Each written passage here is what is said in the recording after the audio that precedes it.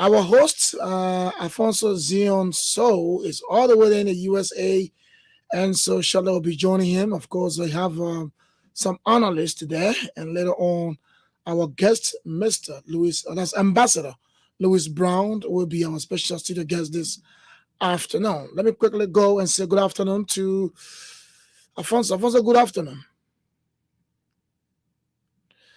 Good Alfonso, afternoon. Julius, are you hearing me? I'm hearing you loud and clear. How you coming on? Okay. Okay. Good afternoon. Thank you so much for being there. How are you doing today? Well, by the grace of God, today is Sunday, so tell God thank you for life. Good, good. Okay, so thank you so much for being part of this program, and we are very, very much happy to be here. I saw you get ready. We're going to be taking control right away. Today is the first edition of the program. Let's have this quick commercial, and we will get the ball rolling right here. Liberia Public Radio, an online platform in collaboration with Sky Radio and TV, presents The Liberian World Today, a 60-minute program that connects the Liberian diaspora to the Liberian nation. The Liberian World Today begins airing this Sunday, October 9 at 12 midday Eastern Time and 4 p.m. GMT. From politics to economics, health to education, the Liberian World Today brings on top guests with different perspectives and potential solutions as they discuss Liberia. Join our host, Alfonso Zienzo, this Sunday, October 9 at 12 midday Eastern Time and 4 p.m. GMT for the maiden edition of the program, The Liberian World Today, on LPR, an online platform, and Sky Radio 107.1 FM and Sky Communications Liberia Online. Don't miss it. All right, there, folks, there you have it. I want to welcome all of my viewers and listeners across the globe. Thank you so much for being here today. Thank you so much, Julius. We're going to be taking control here. Time check in the East Coast is 11:59 p.m. A.m. right here in the East Coast. And I know it's almost a little time over just 4 o'clock. In Liberia. Thank you so much for coming. I'm not sure why my camera is going to be okay. But quickly, Julius, how are you doing? But I'm better. I'm better. We just here in our Pro corner. In Propo Corner. Okay, thank you so much. And we're going to get the ball rolling. My team of analysts and contributors, this camera will get adjusted here very shortly. Yeah, I think that just your camera is kind of Yeah, blurred. for some reasons it kind of turned blur here. That's the work of the door, but it will work out. It will definitely work out. I'm not sure what's going on right now, but it's going to work out by itself here. But thank you so much. And let me get my guys going here very shortly before our guests come on here. There's no way that I can get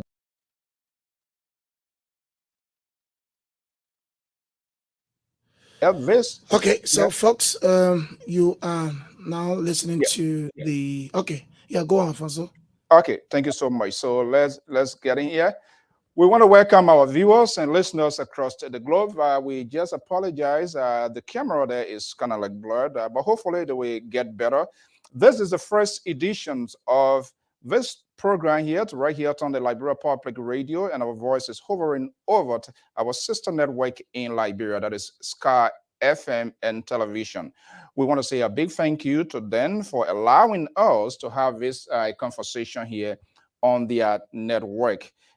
Somehow the devil seems to be busy, but hopefully the camera will work out here by itself here.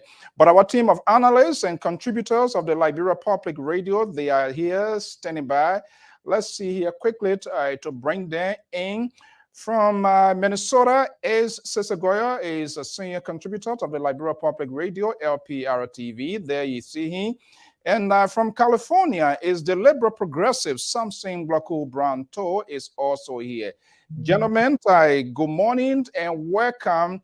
I'm not sure who is tampering with this camera here. Samson has come again. This is Samson. Don't do this to me. This is the first of our program here. Gentlemen, good morning and welcome. Good morning, Mr. So. Good morning, Mr. To. I think your camera has been hacked from California. That is my independent analysis showing that right now. Yeah, let me get my.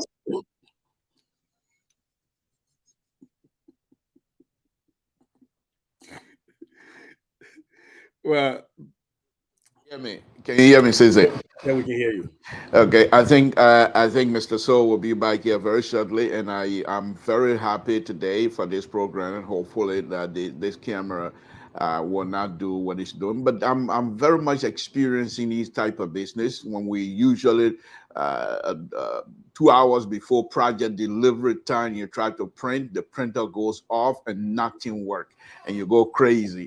So it's not a strange thing here for me, but I'm glad that Mr. So is doing this.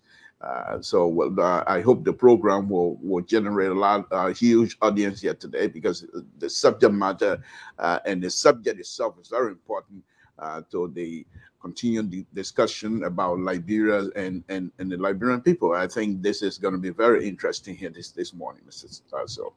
Okay, quickly, our guest is standing by. Let me just get your reaction here. Today is the first of its kind. LPR will be echoing and hovering over Liberia Premier, what I would say, network as well. Our sister network, Sky FM in Liberia, will be communicating directly with the people of Liberia. Sister Goya, let me just bring you in here quickly. What is your instant reaction? Our guest is here. We're going to be bringing in here, but let's get your reaction here. What are you anticipating from hearing from the ambassadors and this collaboration that we find ourselves in? First thing, I think the collaboration is exciting. I'm really excited for it because now we don't only have a limited audience, limited to people who have data and have access to the internet, right? Now we're on radio, so we've expanded the pool of listeners, and because we in LPR are in the business of educating our people, what is political education or academic education or health education.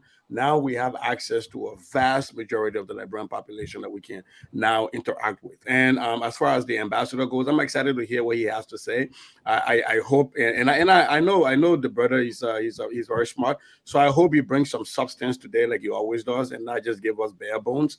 But I know Louis Bryan. I know he's very articulate. He's a very smart man. So I'll be listening to hear what he has to say and what he has to proffer and how he all of those negative things that have been put out there about his selection. I'm hoping to hear from him and how he hopes to move Team Cummins forward and how they hope to move Liberia forward. Okay, Libra, let me bring in the Libra here quickly. Libra, are you there? Yes, I am. I also echo. I think your camera is working now, and thank to God that the Libra. Can you put me up so that people can see what the Libra has? Let the people get my face. Why they hearing you? I hope your camera gonna work this morning. This camera I hope it works. Here, but that's okay. So, Mr. So, on a very serious note, thank you very much. I hope that the ambassador, as usual, will be very, very articulate this morning. I know that for a fact, and I think those of us that consider ourselves a political junkie, please tune in today, because this show is not going to be dull at all. This is going to be one of the exciting shows on LPR for a very long time because of the guest, and his choice of words are very interesting, and I think we will enjoy ourselves here this morning. Let's glue ourselves to this program, and hopefully we will get the best out of Ambassador Brown as well. You should have failed. He gives you the best. Whenever he shows himself, he gives you the best, and that's what I'm expecting this morning as well. Okay, well, folks, gentlemen, I'm still working on this camera here, but what is important is the audio version is dead, so we're going to, he is the guest. I am not a guest here, so obviously we will, he's the center of this whole conversation here, so we're going to have it going here. Just give me a minute as we try to get this going here as well, so to our many viewers and listeners across the globe. I am Afonso Zianso of the Liberia Public Radio and LPR TV. We want to welcome our viewers and listeners across the globe. Gentlemen, our guest is here. We got to get this ball rolling. And right in, before we get up, I'm going to be bringing you guys here to get this going here. In the meantime, let's get the ball rolling right here.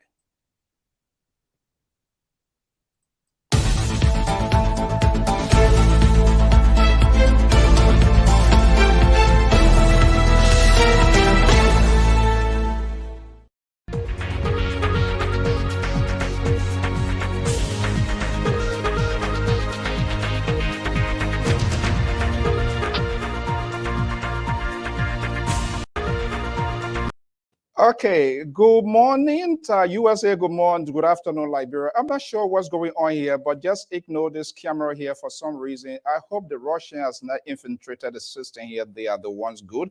We want to say a big thank you to our sister network in Liberia for allowing us to have this news content sharing, the first of its kind. The management and staff, the entire workforce of Sky Communications Network and that of the TV.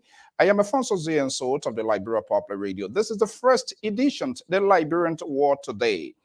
We have to change the narrative of the talking points in Liberia to be able to get on the issue. We are privileged to have with us a long-time government officials and a diplomat. Ambassador Louis Brown is my special guest. Time is already out here. Let me just bring in. He's already standing by in the suburbs of Moria, somewhere in Liberia there, joining me here. Let me have him yet. Okay, Ambassador, good morning or good afternoon. Good afternoon. Good afternoon, Afonso. Thank you so much for having me. Okay. I'm honored by this opportunity to share some thoughts with you about our country. But at the same time, I understand that this is actually a maiden edition of your own connectivity to the Sky network. I'm honored that I can be your first guest as you make this important transition. I want to thank you and everyone else for the work you all have continued to do for our country to inform our people at home and across the diaspora. Thank you so much. Okay, just bear with me. I might be calling you ambassador. I will be calling you minister. You are involved in multitudes of roles. So whatever comes out to make it much easier, I'm going to go right into that. And hopefully this camera will do us a favor. That's him right there, Ambassador Louis G. Brown, the former ambassador, former foreign minister, and former Minister of Information Republic of Liberia. Okay, Ambassador, thank you so much for honoring my invitation. The last time I had an interview talk, it was more or less humanitarian way during the Ebola crisis when you granted us that interview and that of a WHO country representative. But this time, it's going to be a little change scenario because we're going to be talking politics. How are you doing so far? Well, we're doing good. We're honored by the opportunity to participate in and share a platform with like-minded Liberians who were, along with us, recently named to a team dubbed Team Cummings. I'm honored by the opportunity. I look forward to working with everyone on that team. I think it reflects the diversity that makes up Liberia. We come from different backgrounds, different experiences. We bring different attributes. Liberia is a place where you even have disabled, and so the disabled are represented on that team. You have those who are educated, they are represented on that team. Those who are not educated, they are represented on that team. Market women, young people, students, people from all walks of life. If you truly want to change a country and lead a united Liberia, in my mind, this is how you do it. And this is why I'm honored. Some of the people I will be working with for the first time in my life. And so I look forward to the opportunity with great anticipation. Okay, the collaborations or the content sharings of LPR and that of SCAT, we are concerned, both network, in terms of the conversation that is being kept. More or less, entertainment is being incited into the immediate industry, which is not doing our people good. And so both groups, and we want to say this content sharing is at no cost. SCAR did not, we want to make that crystal clear. SCAR did not charge us to air all of what we are doing, but they are because of the core value we believe in and what the directions of the country, both institutions. And let me say this, all questions are drawn up by me and only me, not SCAR, none of my analysts, but they will also be participating. As you know, news is about current events. Let's start right on this front here. Let me take you back home here. And you are in Liberia. You can bring me to the point, Ambassador, if you will. Your party, the National Patriotic Party, right now, what is going on? How concerned are you? You are like a piece of cloth now between the scissors. Do you know what is happening? And have you spoken with anybody with inside the NPP? I have been engaged with some leaders of the NPP, even before I made a public endorsement of one of the leading candidates who I believe will win the next election, and deservedly so, because of the freshness of his ideas and the new vision and energy he will bring to governing our country, to redeem and rescue us from the failure we're currently experiencing. I consulted with some of the leaders of the NPP.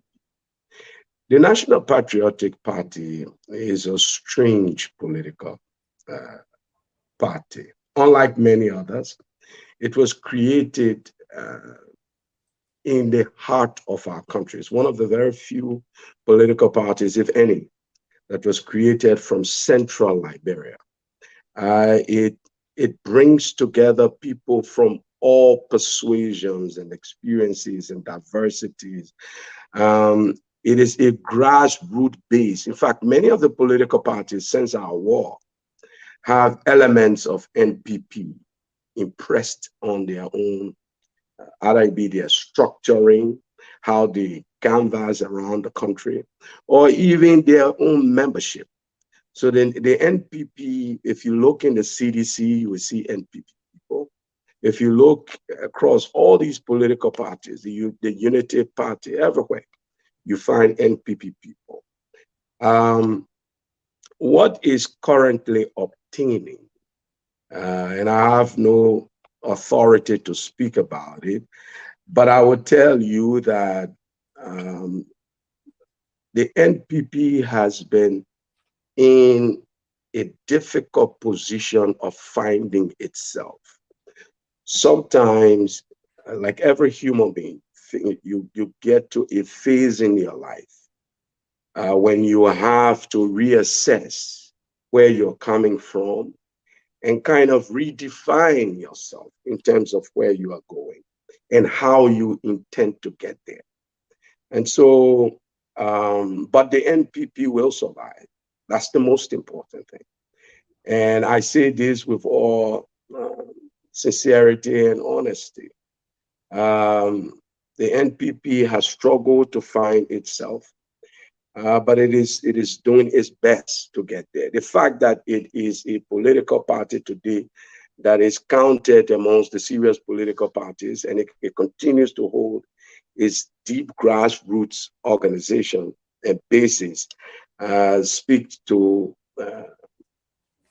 credits the party itself. Many parties would have been dead by now, but that's not the story of the NPP. So in that search for ourselves and for relevance, there have been some contests, there have been some disagreements, but at the end of the day, the most important thing is that the NPP, I'm pleased to learn that at a convention which just ended, a decision I understand has been reached.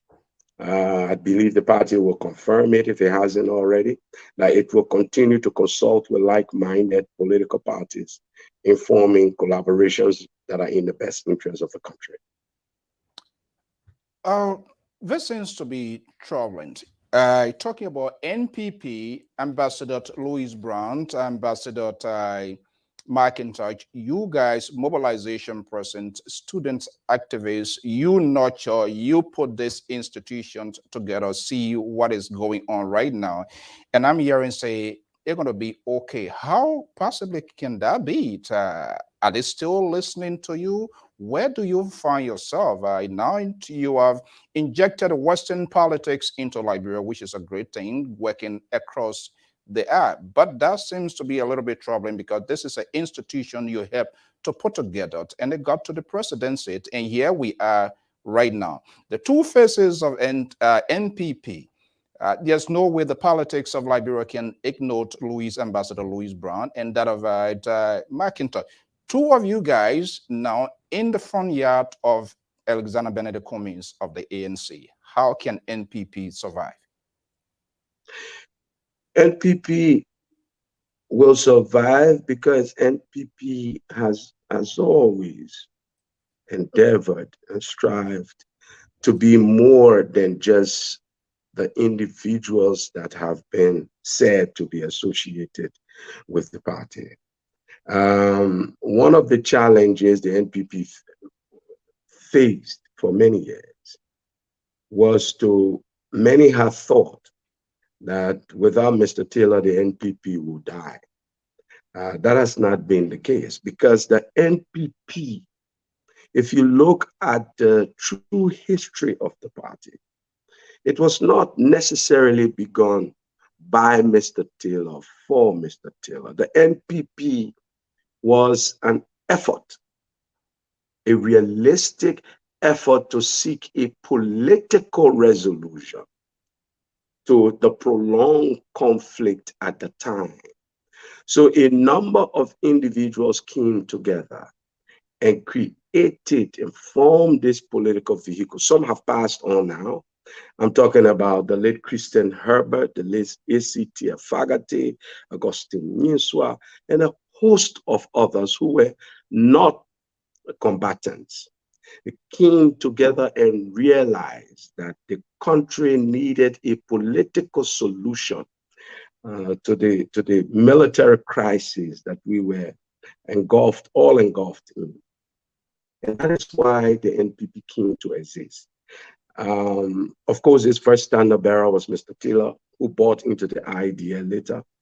And then the NPP has continued to spread out.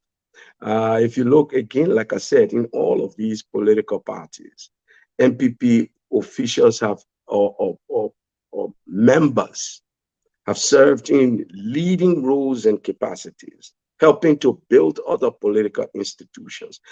Deep at its core, the NPP has been about change.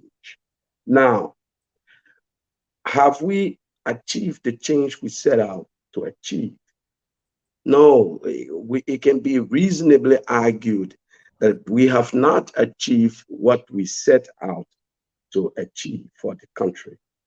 But it does not mean that we will surrender and say suddenly this is failure.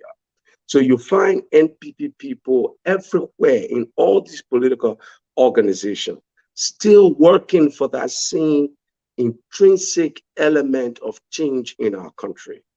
And so from the north to the south, the east to the west, I've gone around this country and I've seen old and young carry NPP identity because it's a grassroots based organization, carry NPP identity proudly and basically saying that desire to change Liberia for the better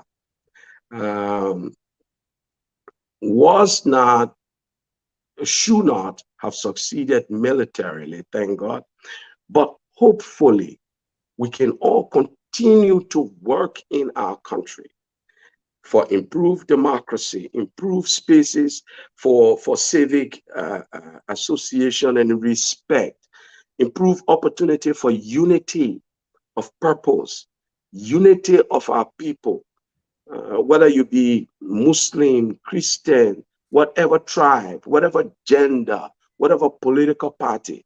In truth, that has been what the NPP has been about.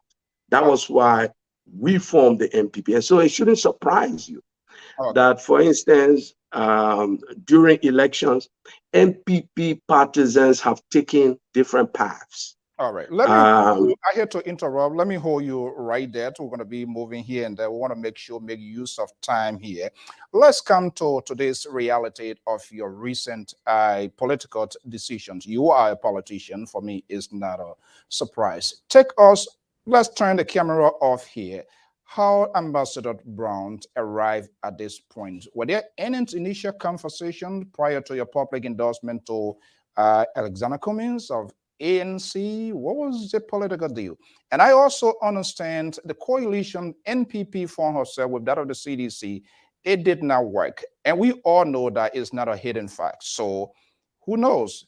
Some folks within the NPP, and probably that could be you, finding a different route. You supported the CDC for all of this period of time. Was there any sort of counsel that you provided to this current administration, and no one pay ear to Ambassador Brown, for which he's now taking this decision?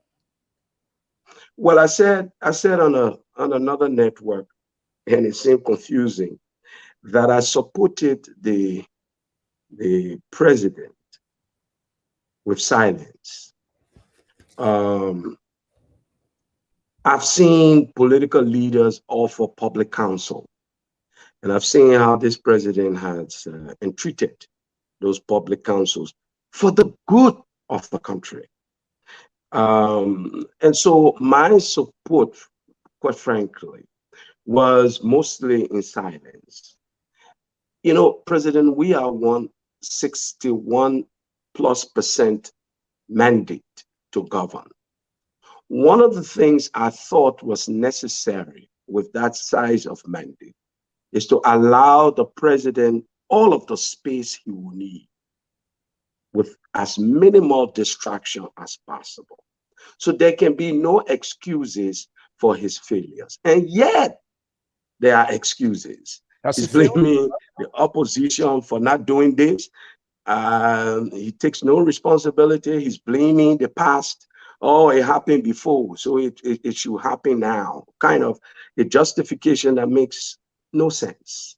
So yes, I supported him in silence to allow him the space he will need to lead our country with, and my silence was with hope that he would do the right thing for the country. Unfortunately, after 5 years, I have arrived at the conclusion, unfortunately, that the president does not know what he's doing, and even 12 more years will never get him to the point because he simply does not understand what the office entails. You know, people think the presidency is about the convoys, is about the authority to appoint whoever you want to appoint anywhere and everywhere. Is about the flair, the fluff, the respect, a siren blaring, and then people have to part the way for the president to pass. The presidency is more than that. This is the only office in our country, the highest at that, with so much power and authority, so much influence to affect the life of every single Liberian, whether they voted for you or not. It is important that that person understands the weight of that office, the weight they bear to influence the life of every Liberian at home and abroad. It is a sobering responsibility that one must entreat with a sense of humility and deep honor. So I after 5 years, I found in the president an inability to understand and meet the responsibility that that office provides. And therefore, I was left with no choice. And I said this to some of my party officials. And many in my party know me. I do not vote party. I vote capacity and ability. So I have said to many of my partisans, yes, the vice president comes from my party, but I have seen that this presidency has failed, that the president has disappointed too many Liberians. Certainly, he has disappointed me, and I cannot, in clear conscience, as a Liberian, Okay, support a let me re-election of the president. let me hold you there. In your words, you did supported this president in silence. I do not know the reason why. You can best justify a reason why you decided to go silence. But from what we see now in your new political dispensations, there seems not to be silent. 44 team members were organized to be the face of Alexander Benedict Cummings, of which chief strategist McIntyre Gatewood, Dr. Gatewood, and Louis Brandt, number 2. That speaks political volumes into this whole conversation that we are having right now. The presidency of Taylor and that of Helen Johnson Sirleaf, you guys being in the vanguard. And you did mention that let's wait and see if Louis Brandt does not have a weight.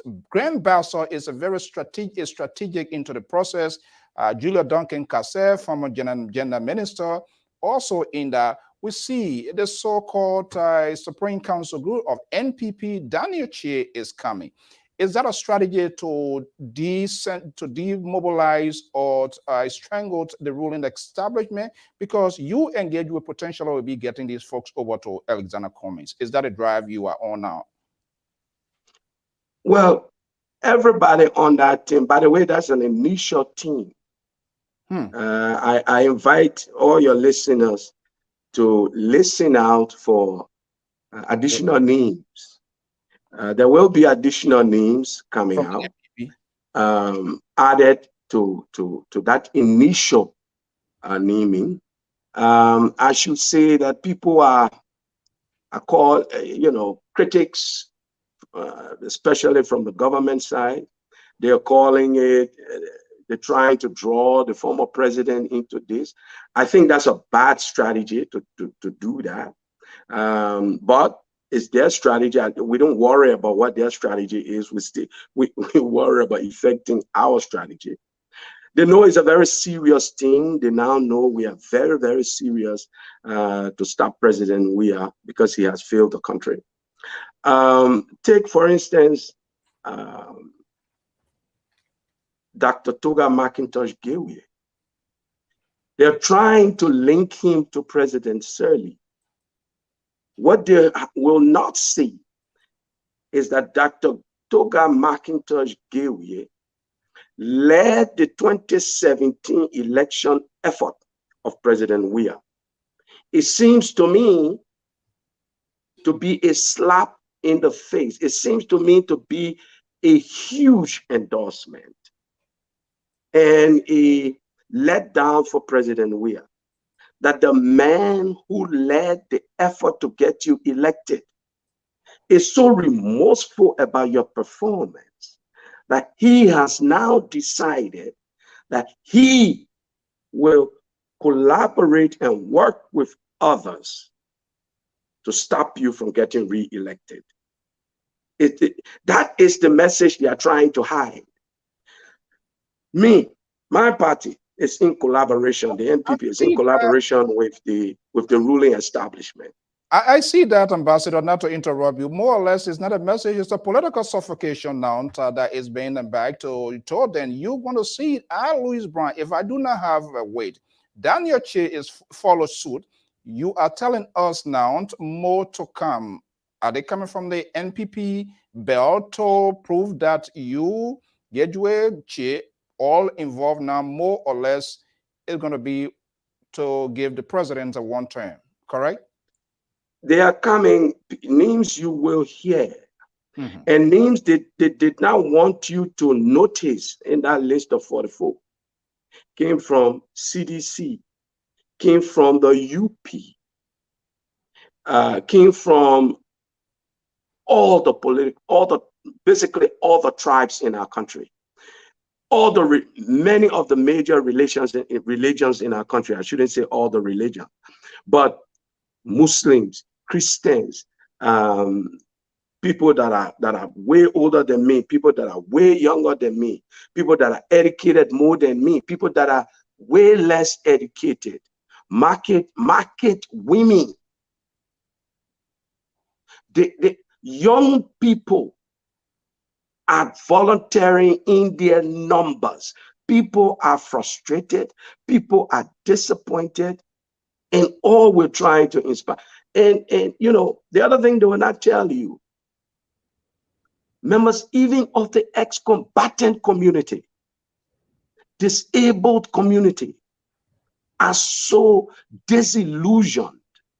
What people want to see is the kind of leader who will unite the country, the good, the bad, the ugly. And so they're distracting now by saying, oh, they named Louis Brown. Louis Brown, he has one vote, he's a nobody.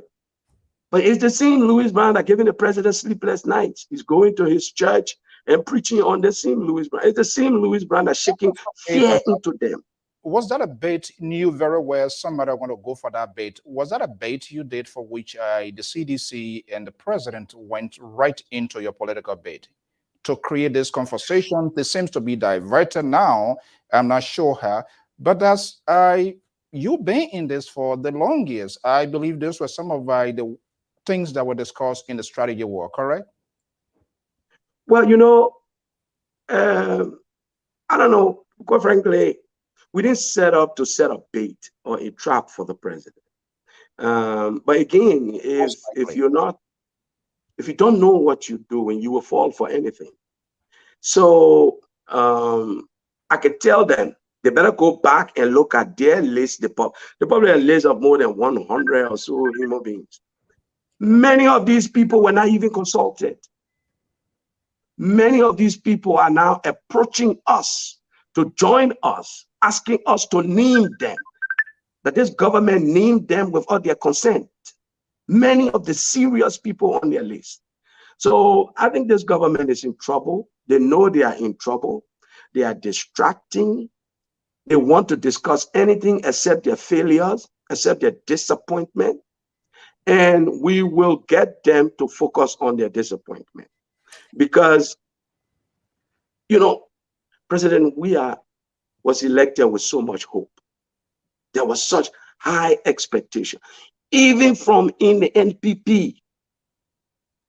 It was not because people wanted a job. They tried to create this false impression. NPP people want a job. LPDP, that is part of their coalition. The real root cause of the problem in our government is that the president is not a leader. He is supposed to be presiding over a council of these parties. Mm-hmm. You can't ask them what the last time he even had a meeting. Every promise he made, he broke. Because truthfully, he can't even remember those promises. Yeah, so every party in his that took him to power in 2017, I can assure you, they're reaching out to us now. My phone is blowing up. You will hear names that will surprise you when the next iteration is. I have followed politics for a little while, so very good. Must be something to surprise me.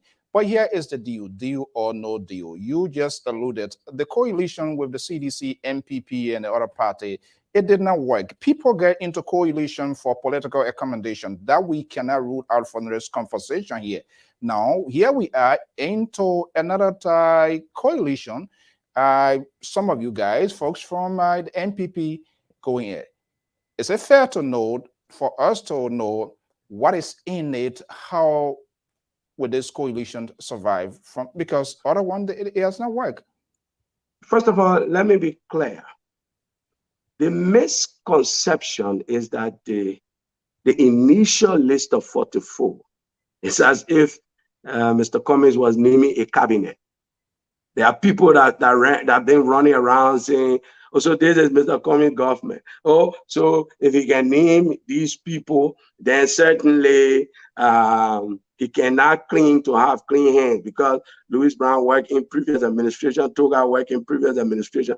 It is as if election should be about exclusion. Election is about inclusion. The 44 members named and the others that will be named. This is not Mr. Cummings' cabinet. Let me be very, very clear. Let me finish this point, Alfonso. Mm-hmm. It's important because a lot of people don't understand this.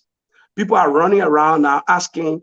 I've seen some posts on Facebook that people are sending to me to inquire. People across the diaspora are saying, but where am I? I've been there before. I was there since 2017. Mr. Cummings has promised to lead a united Liberia, to build a big tent of qualified, competent Liberians from all experiences and persuasions. Now, if Louis Brown has committed a crime, Louis Brown, and that crime has no statute of limitation, Louis Brown will answer for his crime as and when that time comes. This election is about numbers and it is about winning. Jesus Christ himself said, and this is on a Sunday, and I'm not trying to imitate Fucky Clone Church, but Jesus Christ himself said, I did not come for the righteous. When you're building a big tent will include the good, the bad, or the perceived bad, or the perceived ugly. In our country, we pass guilt by association.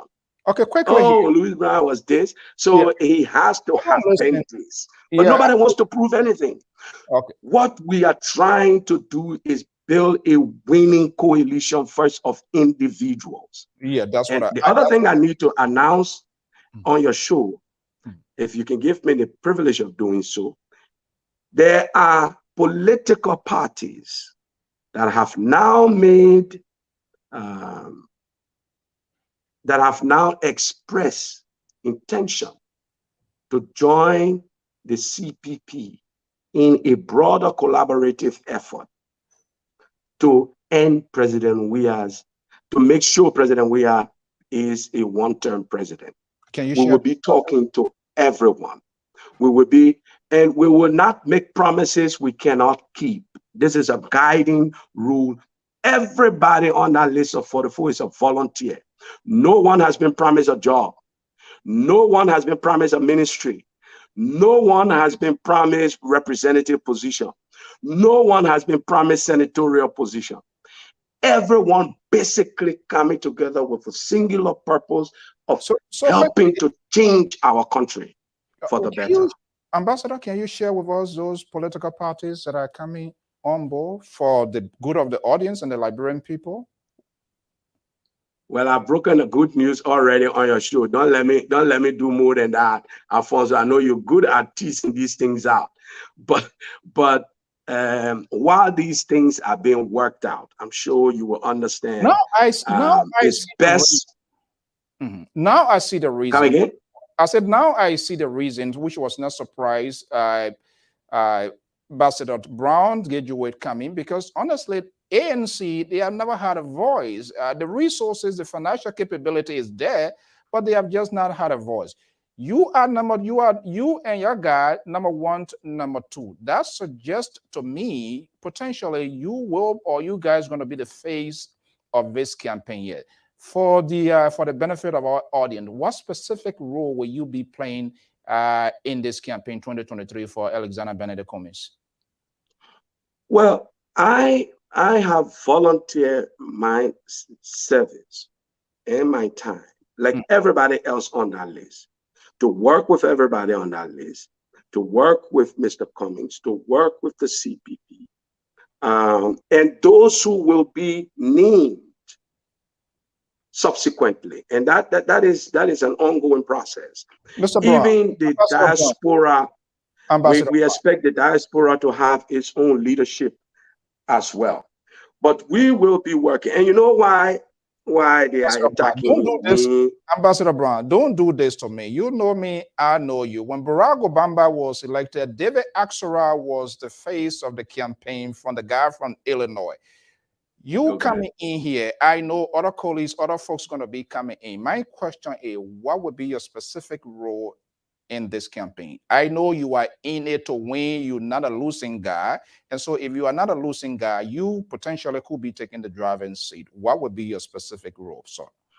My role, and I was trying to explain this to you along with everybody else who are volunteering, will be to ensure we knit a team together because the marching order that we got from Mr. Cummings is that he works building teams. So it's not about individuals. Yes, individuals will have different responsibilities, but in effect, what we will do is to work as a team. We do not come knowing all of the answers.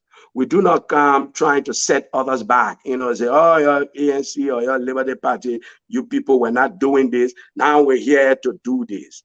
No, what we're trying to do, and part of my responsibility I see, is to knit a team together. There's no I in team. Work with everybody, those who are named, those who will be named subsequently, and win the election in 2023. It will mean getting Mr. Cummings elected president, ending President Weah filled one term, and getting legislators elected, because the change mandate that Mr. Cummings and others are running on must be across the government. We must ensure that because you see, if you just elected a president and that president does not have a legislature that is similarly committed to change, you're going to have a rift and a friction for maybe an entire term. We want to have a constant. Some of us have been involved in trying to change our country for so many years now. We see this as the best opportunity. So we will maximize it. We will use every opportunity we can. I am avoiding deliberately saying to you or trying to make this about me, Afonso. I know what you are asking, but but I'm trying to not make this about me. I know this is about our country. This is about our people. This is about the failures we have endured, the disappointments we have endured, and it is about us making a decisive and determined effort to end it in 2023 democratically. Equally, I know politicians are very strategic in making their statement, in declaring or saying what they want to say. They will be very careful to curve their statements. What is the strength? Election is all about numbers. You from the Basalt Belt, do you think your inclusion with Zana Cummings, we see Daniel Chair coming, we see Juliet Duncan Cassé coming, do you see ANC that depend into the Basalt Belt, which is a good voting bloc as well, to put the president on the finishing tab if he wants to become a president? Is that the strategy to stabilize that end first and foremost? Yes, but it doesn't end there. We believe in a 73 district strategy. 73 district strategy. We will compete effectively everywhere. The Basalt Belt is important, but it is as important as the Pele Belt. It is as important as the Gribble Belt. It is as important as the Nimba Manogio Belt. What we must understand, Mr. Cummings, the uniqueness about his candidacy. And people say, oh, well, Mr. Cummings, constituency. They look at Maryland, say, yeah, he Gribble, but Maryland are big like Nimba or Monserrado. Well, if you're talking in terms of tribe, then the Gribbles are the third largest tribal block in the country. The Peles are the first, the Bassas are the second. But we want to go more than tribe. Tribe is important. It is an inherent part of our identity. It is an important part of our politics. But we want to build constituencies that that involve people. So you look at the list of 44. If you look at the list of 44, you see people from everywhere in the country, effectively. Because ours is a message of change for Liberia, not change for a county, not change for a district. We want to change. We want Liberians to understand we all own this space together, irrespective of our differences and diversities, which in truth, all of us inherited. Alfonso, you did not choose your tribe. I did not choose mine.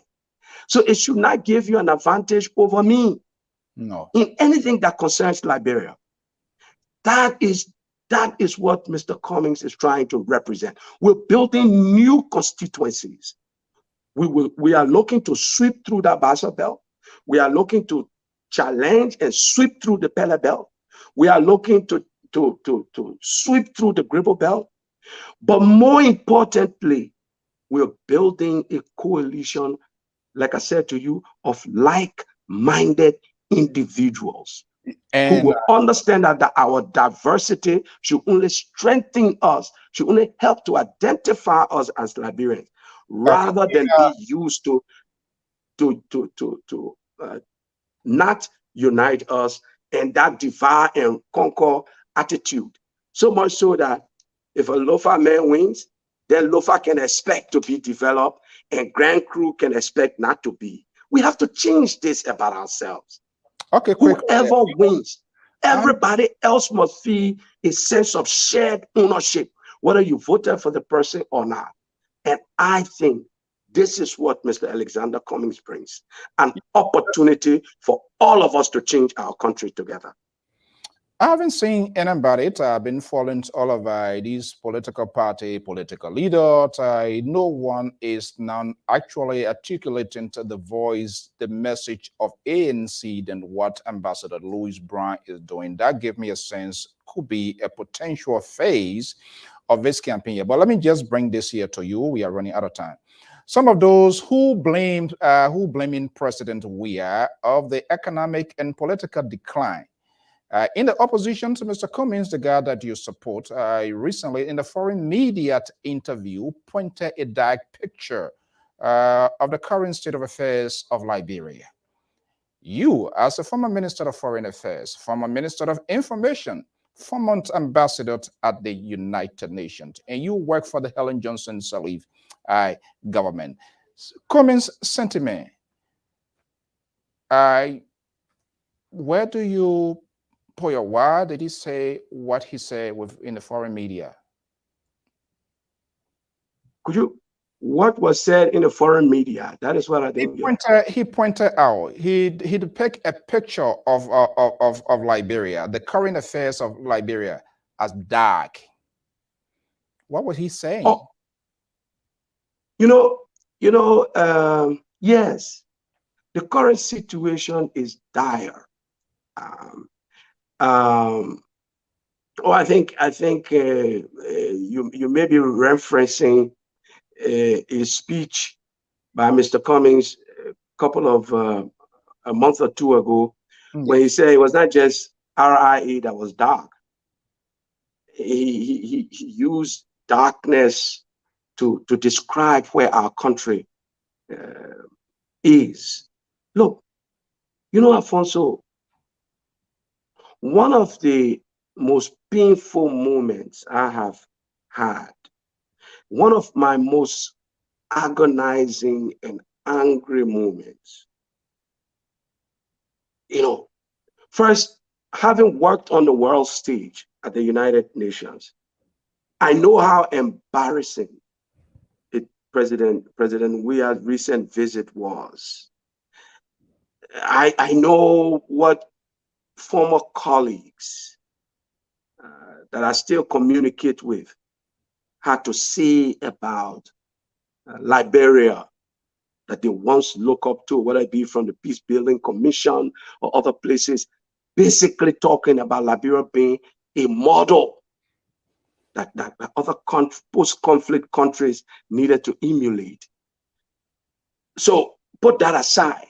because many don't understand that the president embarrassed our country at the UN recently. Many people don't understand that because many people don't live there, don't see it. We get a little. I who work there, I know it. But if you were to bring it even home, the president returned on the day people were scrambling for food, for rice, for the staple. He was informed, Mr. President, there's no food. At the airport, a serious, responsible, caring president would have immediately convened a National Security Council meeting, invited his economic leaders and managers. What is this story of no food? No, this president did not do that. He stayed at the airport and that street talk. Then he went on to celebrate his birthday. Free food, free party, free liquor, everything else you can think about. Ambassador, I want to make this point. Alfonso, let me just make this point. Yeah, we got 5 minutes to go. The day after, Alfonso, the day after, pregnant women, ordinary Liberians who voted for him, were scrambling for food in the streets. But let me tell you what was so worse about this that broke my heart. These people were hanging on the gate of a Lebanese businessman. Now, I don't blame the Lebanese businessman, but the picture of Liberians hanging, scrambling, fighting each other on the gate of a Lebanese trader for rice that is our nation's staple after 176 years of existence. And this president is having fun time. He doesn't understand the symbolism of where this country is. That is a country in darkness. All right. Ambassador, we're going to leave it here, but certainly there are a lot of undone work here because from all indication now, you will be, it's just my own prophecy. I could be wrong here, but I see you as the face of the Alexander Comey. Do you recognize this building that behind me here? That's the executive mansion. Is that where you want to take Alexander Cummings? And will you be in that bidding to maybe Minister of State or to what? Foreign Minister? You serve in those positions. But I'm quite sure this is where you want to take Alexander Cummings and you're going to be ushering 2023 if he wins the election? Is that your goal? My goal, it doesn't matter to me which building. The most important thing to me is what quality of leadership he will bring. You know, sometimes we worry too much about the inconsequential. You can be a good president from under a tree. You know, like they say, the school is not just the building. It's the quality of teachers and students, the quality of engagement between teacher and student. I am working with Mr. Alexander Cummings so that the leadership experiences he has gained, he can bring to the governance of our country. We're going to have so that we can change the way we have always done things in our country. Okay, we're going to have this. There's going to be an extension here because there are lots still left on the table. We got to get it out of you. But in 1 minute here, just wrap up for us. We are moving strictly on time. I'm going to bring in my analyst for quick reactions before we can get the days going. But what is your final message, Ambassador? Hopefully, we're going to be getting you back here again. Thank you. What's your take-home message this Sunday? What's the sermon for all you get? And then Bible quotation. I'll leave the preaching to the president. Oh, but let me say this, Alfonso. Our country is in a difficult place. All of us. And you know, this is so much. This is one time. If any election meant more to our country, 2023 means more. What you see in our country today, Alfonso, and I'm sure it breaks your heart. I'm sure you have too many relatives here calling you, hounding you. That if you don't do something for them, they just may not be able to make it. It is that bad. We need to ask ourselves, and Liberians listening to me everywhere today, will we make this just about politics, just about party, or will we make this about country? I urge you, I urge all of you everywhere. Thank you so much. Thank you so much, Ambassador. Thank you. Thank Let's you make this about our country.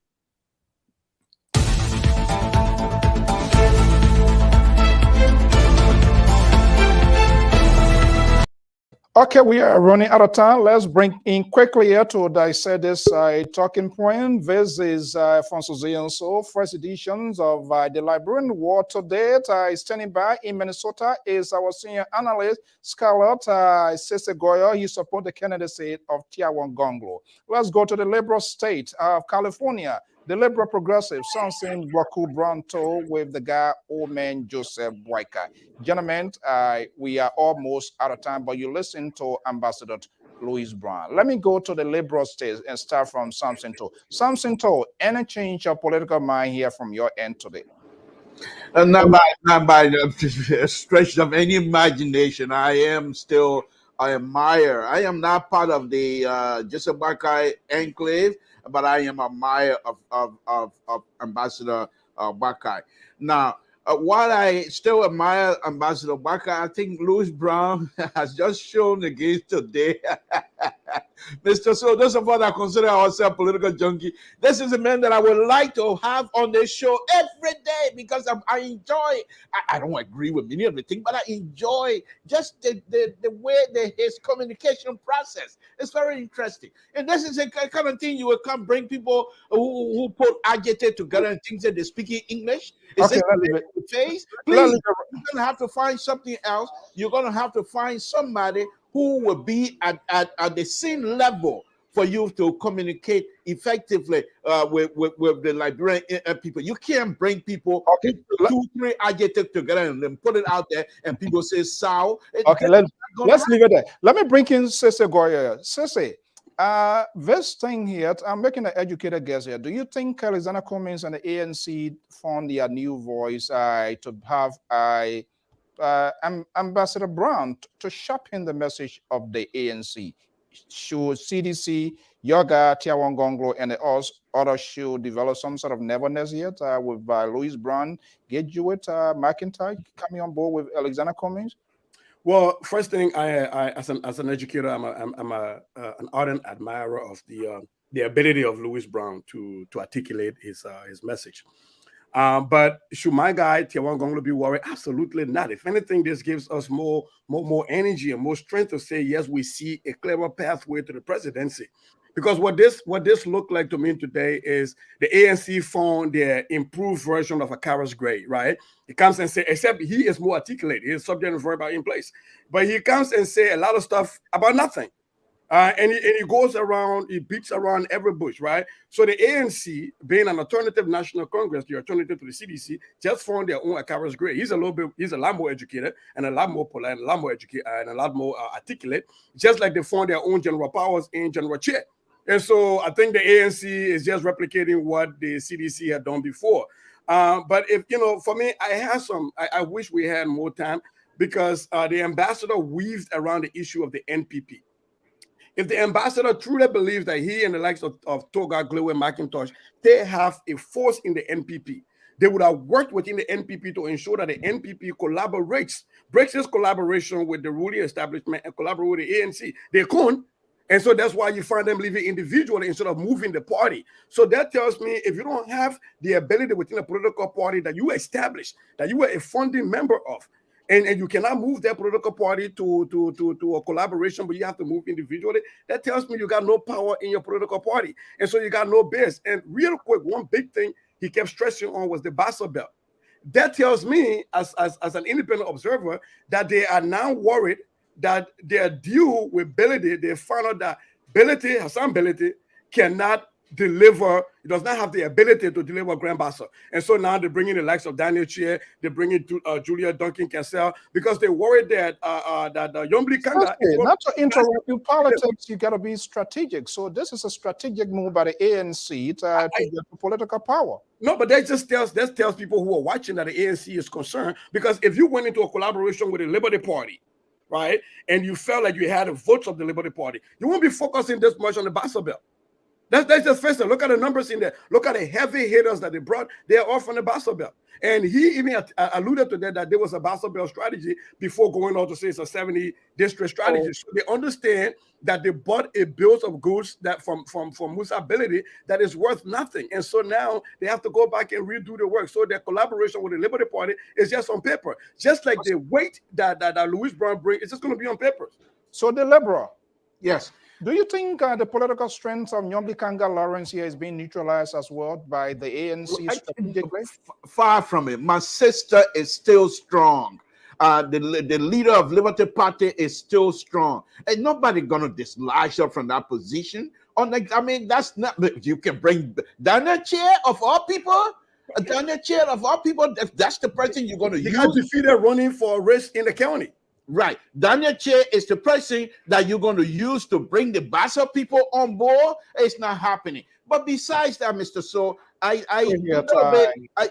So, as usual. But let me just make this point here quickly. I think Ambassador Brown answer surrounding Daniel Chair is something that was not acceptable, and I will explore that on a little show that perhaps we might do later on. Okay, what, folks, gentlemen, the best of political commentators, analysts, we're going to work behind the scenes and see whether we're going to have an expansion here. I don't know who is having the nervousness, whether from the Boyka wing, whether from the Tiawan Gonglo wing. We're confident. We're confident. Yeah. So, guys, I want to thank you so much. We're going to be linking. Let me bring in our man from inside Liberia. The Liberia, thank you so much. And Sister Goyo, thank you so much. Let me bring in our man here. From Scott Network, my man Julius is in studio inside Liberia. Let me bring you here. Julius, are you there? Okay, so I'm here. I was okay. Right now. All right, Julius, I want to thank you so much again. What deepest appreciation to the management and staff of the Sky Communication Network in this content sharing.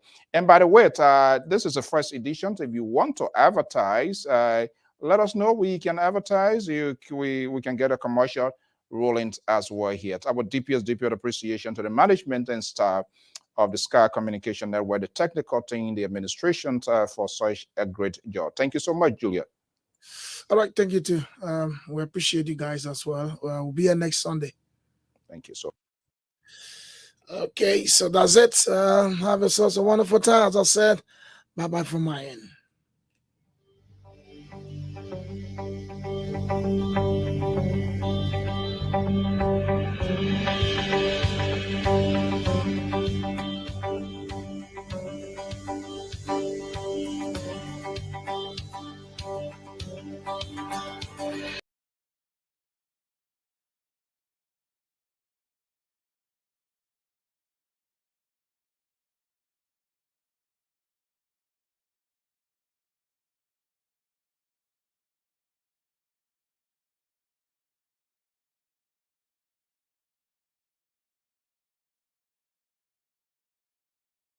I want to be back here Sunday, 12 p.m. Eastern Standard Time. I will be having an award journalist.